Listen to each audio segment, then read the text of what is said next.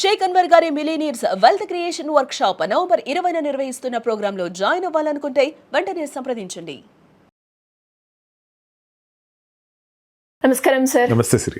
ఈరోజు ఎక్కడ చూసినా కూడా సోషల్ మీడియా ప్లాట్ఫామ్ మొత్తం ఐబొమ్మ గురించి మాట్లాడుకోవడం జరుగుతూ ఉంది. కొన్ని కోట్లు నష్టపోయాము అని ఒకవైపు ఫిలిం ఇండస్ట్రీ బాధపడుతూ ఉంటే, ఆ నష్టానికి కారణమైన వ్యక్తి ఇమ్మడి రవి గారిని అరెస్ట్ చేస్తూ ఉంటే సోషల్ మీడియా ప్లాట్ఫామ్ మొత్తం అతనికి సపోర్ట్ చేయడం జరుగుతూ ఉంది. అసలు ఏం జరిగింది? అసలు ఈ ఐబొమ్మ కథ ఏంటి సార్? శ్రీ, ఇదివాకటి చట్టాలలాగా ఇదివాకటి ఏదో న్యాయం చేస్తున్నాం, ధర్మం చేస్తున్నాం, మనం ఏదో ఒక అన్యాయాన్ని మనం ఎత్తి చూపిస్తున్నాం అని చెప్పేసేటువంటి వెళ్ళే సమాజం మారిపోయింది సిరి. ఇప్పుడు జెన్ జెడ్ కొత్త జనరేషన్, ఈ కొత్త జనరేషన్లో వాళ్ళు they are expecting some Robin Hood. వాళ్ళకి అనుకూలంగా ఉండే వ్యక్తులను చూసుకుంటున్నారు. మన నేపాల్లో ఒక రెవల్యూషన్ చూసాం, బంగ్లాదేశ్లో ఒక రెవల్యూషన్ చూసాం. పెద్ద పెద్ద కంట్రీస్లో రెవల్యూషన్ రావడానికి చట్టానికి అనుకూలంగా ఉన్నంత కాదు, చట్టానికి వ్యతిరేకంగా ఉన్నంత కాదు, వాళ్ళకు అనుకూలంగా లేనందుకు. ఈ ఐబొమ్మ రవి కూడా అటువంటి కోవకు చెందిన వ్యక్తే. అందుకే చట్టం అరెస్ట్ చేసిందంటే యువత ఎవరు సంతృప్తిగా లేరు. యువతే కాదు, కామన్ ఆడియన్ ఎవరు సంతృప్తిగా లేరు. దానికి అనేక కారణాలు ఉన్నాయి. ఈ రవి అనే వ్యక్తి ఒక వైజాగ్లో సాఫ్ట్వేర్ ఇంజనీర్, వైజాగ్ నుంచి వచ్చిన వ్యక్తి అతను. అండ్ డిస్టర్బ్డ్ ఫ్యామిలీ లైఫ్ ఉంది అతనికి. ఆ డిస్టర్బ్డ్ ఫ్యామిలీ లైఫ్ వల్ల ఈ రోజున అరెస్ట్ అయ్యాడని చెప్పచ్చు. వాళ్ళ వైఫ్ తోటి ఉండేటువంటి స్ట్రెయిన్ రిలేషను, దాంతో ఆవిడ కేసులు పెట్టడం, దాంతో అతను ఎక్కడో ఇతర దేశాల్లో ఉన్నాడు కాబట్టి అతను అరెస్ట్ చేయట్లేదు అని చెప్పేసి ఆవిడ పోలీసులకి ఇన్ఫామ్ చేయటం, దానిని లీడ్ కింద తీసుకున్నారు. పోలీసులు అరెస్ట్ చేశారు. మామూలుగా అయితే ఆ పర్పస్ కింద రాకుండా ఉంటే అతన్ని ఇప్పటికీ అరెస్ట్ చేయలేరేమో పోలీసులు. ఎందుకంటే అతను ఓపెన్గా ఛాలెంజ్ చేశాడు, నన్ను ఏమైనా చేసుకోండి, నన్ను మాత్రం మీరు ఏం చేయలేరు అని చెప్పేసి. అదొక్కటి తప్పు చేశాడు అక్కడ. కొంచెం ఓపెన్గా ఛాలెంజ్ చేయటం అనేది సినీ ఫకీల్లో చేశాడు. దానివల్ల అతను ఈ రోజున అరెస్ట్ అయ్యాడు. కానీ లేకపోతే అతను అరెస్ట్ చేయటం అనేది నిజంగా సాధ్యం కాదేమో. అతనికి లుకౌట్ నోటీస్ ఉంది. అతనికి ఉన్న ఇన్ఫర్మేషన్ ఏమనుకున్నాడంటే, నేను పాస్పోర్టే మార్చేసుకున్నాను, నేను కరేబియన్ పాస్పోర్ట్ తీసుకున్నాను. కరేబియన్ పాస్పోర్ట్ ఉన్నవాళ్ళు దగ్గర 150 కంట్రీస్కి వీసాలు లేకుండా వెళ్ళిపోవచ్చు, ఇంక్లూడింగ్ ఇండియా. అంటే ఇండియన్ పాస్పోర్ట్ అయితే కదా నన్ను అరెస్ట్ చేస్తారు అనుకున్న ఒక చిన్న తప్పుని తన ఎదుర్కోలేకపోయాడు. ఇన్ఫర్మేషన్ అన్నది అతనికి సంబంధించినటువంటి పాస్పోర్ట్ డీటెయిల్స్ వచ్చేసరికి ఈ పాస్పోర్ట్లో ఉన్న అతను కూడా అరెస్ట్ చేయండి, ఎక్కడికైనా ఎయిర్పోర్ట్లోకి వస్తే అని చెప్పేసి ఒక లీడ్ ఇవ్వటం, అతనికి లుకౌట్ నోటీస్ ఇవ్వటం, ఆ లుకౌట్ నోటీస్లో అతను అరెస్ట్ చేయటం, అతను దిగిన వెంటనే అతను అరెస్ట్ చేయటం అనేది జరిగింది. అతను ఒక కేసు అటెండ్ కోసం వచ్చాడు ఇక్కడికి. అది అతను ప్రైవేట్ కేసు, అట్స్ పర్సనల్ కేసు అతనికి సంబంధించి. ఈ రకంగా చూసుకుంటే అతను అరెస్ట్ అవ్వటం అన్నది ఇట్స్ నాట్, ఒక రకంగా చెప్పాలంటే పోలీసులు వాళ్ళ తెలివితేటలతో అరెస్ట్ చేశారు తప్ప కేసుకు సంబంధించి అరెస్ట్ అయితే కాదు. తర్వాత కేసు అన్నది అతని మీద ఉంది, అతను అరెస్ట్ చేసాము, దానిలో పంపిస్తున్నాం అని చెప్పేసి చెప్పడం జరిగింది. ఈ Immadi Ravi is a definitely Robin Hood for number of audience. IBomma, లేకపోతే బప్పం అండ్ రాధా ఏదో ఛానల్, అబౌట్ 70 స్క్రీన్స్ అతను కమాండ్ చేసుకుని అతను వెలుగులోకి రావటం, అది ఒక ఇన్ఫర్మేషన్ అన్నది గ్యాదర్ చేయటం. He's a techie and he's a piracy person. అతను సినిమాలు ఇప్పుడే రిలీజ్ అయిన సినిమా ఏదైనా ఉన్నా సరే షూటింగ్ అయ్యి డబ్బింగ్ అవ్వకుండా కూడా అతను దాన్ని సంగ్రహించగలడు, దాన్ని ఉచితంగా జనాలకు ఇవ్వగలడు. ఇదంతా ఎలా జరుగుతుంది సార్? ఎలా జరుగుతుందంటే అమ్మా, సాఫ్ట్వేర్లో అతను ఈజ్ ఎ పైరసీ పర్సన్.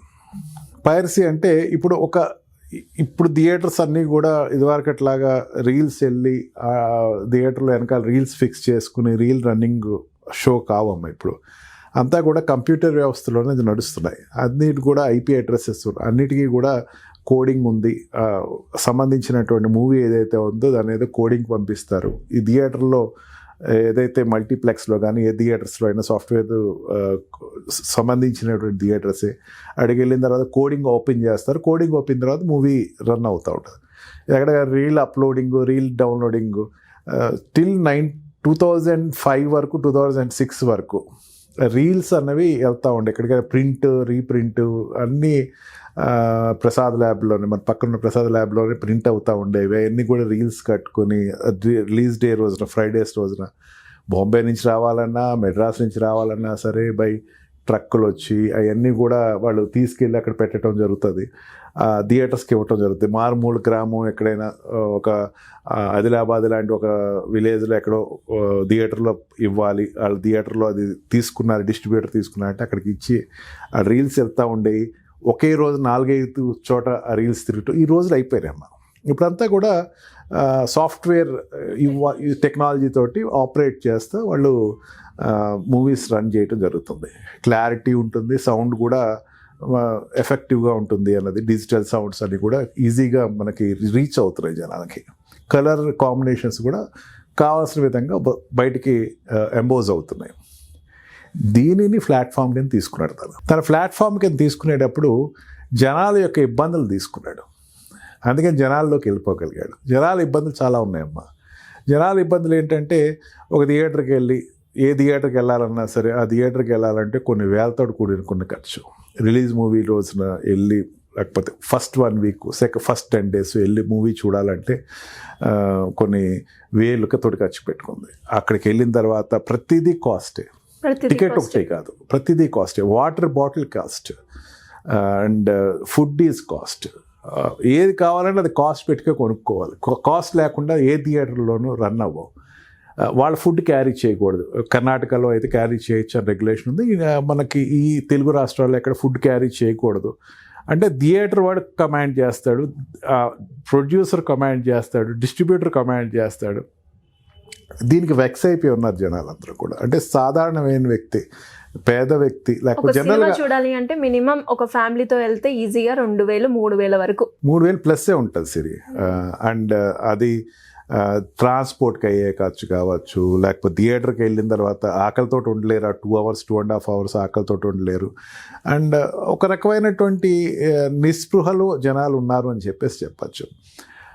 పోనీ ఇంకా చాలామంది ఇక 2000 కరోనా టైం దగ్గర నుంచి ఏమైందంటే ఇంక థియేటర్కి వెళ్ళటం మానేశారు. చాలామంది మానేసేసి ఇంకా ఓటీటీలో రిలీజ్ అవుతుంది కదా అని వెయిట్ చేశారు. అదొక పెద్ద ఛాలెంజ్.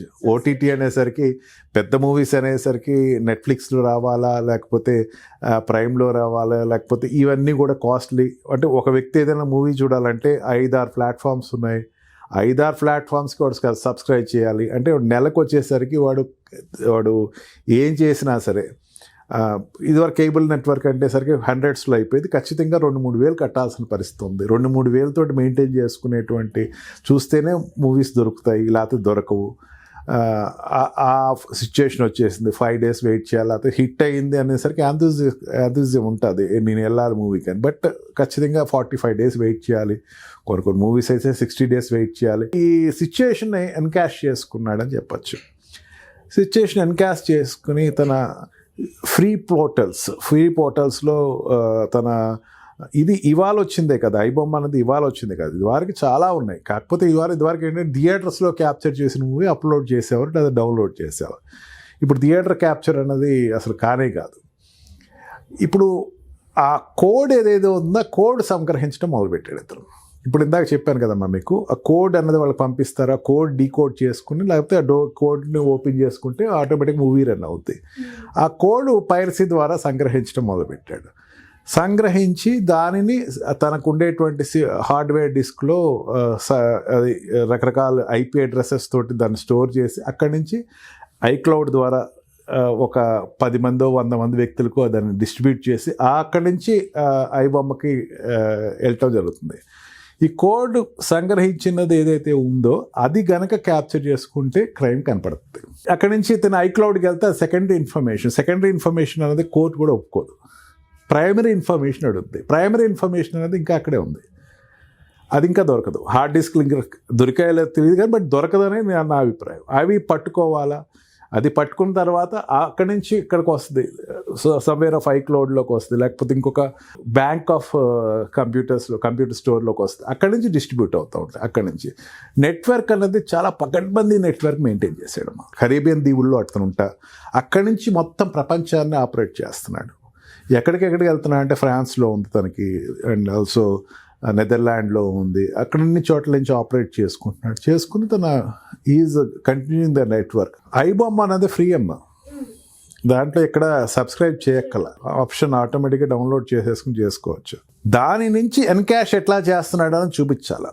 అది అంత ఈజీ అయితే కాదు, ఎవిడెన్స్ అంత ఈజీగా క్యాలిక్యులేట్ చేయలేదు కాదు. అతను వాళ్ళు ఏం చేశారంటే 471 అనే సెక్షన్ కట్టారు 338 ఆఫ్ బిఎన్ఎస్ యాక్ట్లో. అదొకటే అన్నిటికన్నా పెద్ద పనిష్మెంట్ అతని మీద కట్టింది. దానికి లైఫ్ ఇంప్రిజన్మెంట్ ఉంది.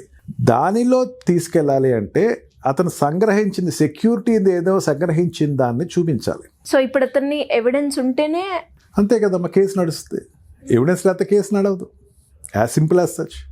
ఎవిడెన్స్ క్యాల్కులేషన్ దొరికిందా లేదా అని అతని దగ్గర ఏదో కొన్ని హార్డ్ డిస్క్లు తీసుకున్నా అన్నారు, బట్ ఆ హార్డ్ డిస్క్ ఎంతవరకు పోలీస్ సపోర్ట్ చేస్తాయి అన్నది చూడాలి. ఎవిడెన్స్ చేస్తే ఏమన్నా కోర్టుకి ఏమైనా సబ్మిట్ చేయాలి. అంటే ఫ్రైడేనే అతను అరెస్ట్ చేశారు కాబట్టి అంత ఈజీ దట్ అది కోర్టుకి సబ్మిట్ చేస్తే చూడాలి. కరేబియన్ ఐలాండ్స్లో అతను పెట్టినటువంటి ఇన్ఫర్మేషను మదర్ ఇన్ఫర్మేషన్ అవుతుంది.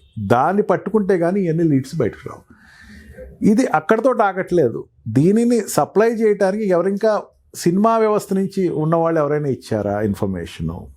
ఇతనికి కోడింగ్లో ఇచ్చేటప్పుడు వీళ్ళు ఎవరైనా అసలు నిర్మాతలు కానీ ఎవరైనా హెల్ప్ చేశారా, సినీ వ్యక్తులు హెల్ప్ చేశారని కూడా వెరిఫై చేయాలమ్మా. నిజంగా అది కనుక వస్తే కనుక it's a big blast which is going to happen. Cinema వ్యక్తులు కనుక ఎవరైనా హెల్ప్ చేశారు అతనికి ఇదంతా రావడానికి, డిప్రెసివ్గా ఉన్నవాళ్ళు వాళ్ళ మూవీస్ రావడం, అది దొరికితే కనుక అది it's big blast.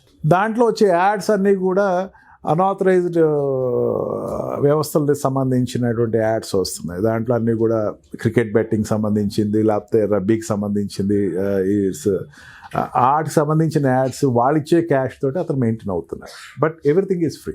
He's not collecting. 20,000 crore rupees అతను దీని వల్ల లాస్ అయింది అన్నాడు. అంటే ఇండైరెక్ట్గా చెప్పాలంటే 20,000 rupees జనాల డబ్బులు ఎన్కాష్ అవ్వలేదు అని అర్థం. అంటే వాళ్ళు లెక్క ఎట్లా వేశారంటే 20,000 కోట్లు నష్టం చేకూర్చాడు. 20,000 కోట్లు నష్టం చేకూర్చాడు అంటే 20,000 కోట్లు నిర్మాతలకు నష్టం చేకూర్చాడు. నిర్మాతలు నష్టం చేకూర్చాడు అంటే క్యాల్కులేషన్ ఆఫ్ అమౌంట్ జనాలకి దగ్గర నుంచి వెళ్ళాల్సింది 20,000 కోట్లు నష్టం చేకూర్చాడు అంటే 20,000 కోట్లు వాళ్ళకి అందనివ్వకుండా చేశాడు. వాళ్ళకి నిజంగా రావాల్సిన లాభాల్లో రాదు. ఇదే ప్రజలకి సంబంధించిన ఇష్యూ ఏం కాదు. ప్రజలేమీ దాని మీద సాటిస్ఫై అయిపోయి ఆ 20,000 కోట్లు మాకు రావాలి, డబ్బులు మాకు రావాల్సిన కొట్టేస్తున్నట్టు చెప్పడానికి ఏం లేదు.